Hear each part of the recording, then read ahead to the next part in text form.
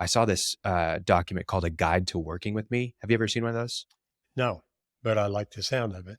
So it's really for that manager role. I mean, honestly, it could probably be for anybody on a team, but the one that I saw was a manager role, and it kind of reminded me of something that I've done with my executive assistant. But basically, it's a list of things that you put down that are how to work with me, right? And so it says how I view winning, and you put bullet points of how you view winning, how I communicate.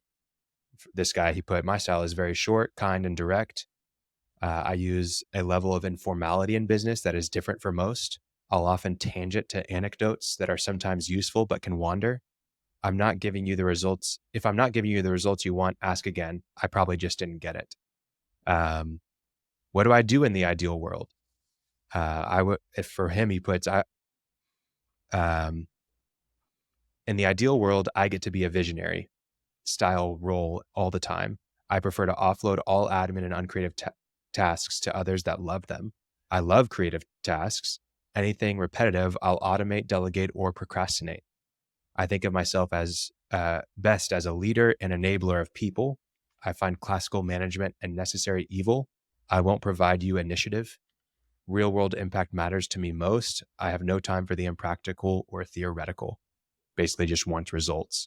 And he kind of goes on, like, so it covers things I do that may annoy you or be misunderstood. And then he has, how do I best process information? Is it email, text? Is it video? Is it phone call? That kind of stuff. What gains and loses my trust, my strengths, my weaknesses, the expectations I have for my direct reports, what my logistics are. For example, he says, I do regular one-on-one meetings from day one at the same time each day or each week and each month.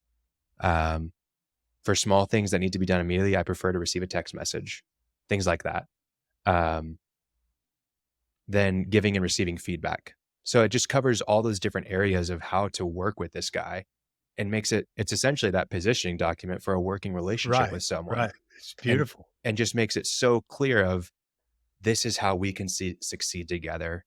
And again, it sets those expectations so that you can avoid the disappointment of the unset expectations. That's really brilliant. I might be assigning that as a task here in the coming weeks. Yeah. And obviously this stuff is like, that's pretty introspective too, though. You got to be very aware. And, you hear about those, companies doing personality tests and Myers-Briggs and Enneagram and all this stuff. And you're like, how do you find time for that? What's the benefit? But at the end of the day, that's basically what it is.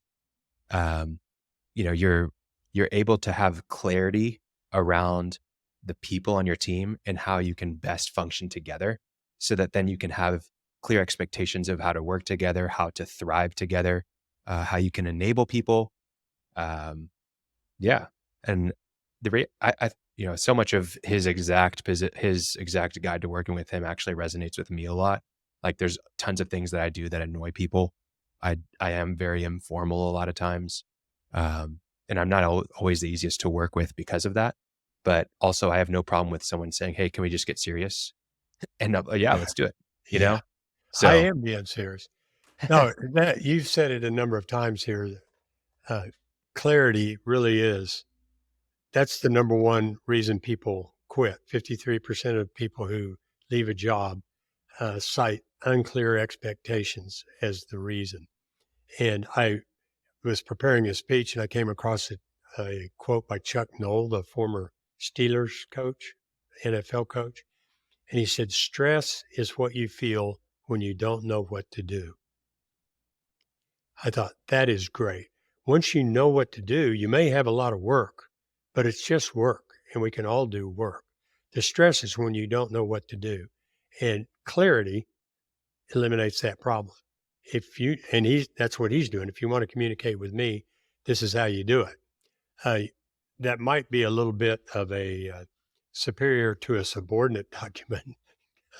I can see the new hire walking in and handing the CEO that piece of paper and saying, if you want to work with me, you got to be polite. You got to call me between 8:15, whatever. But yeah, just to do that exercise is great.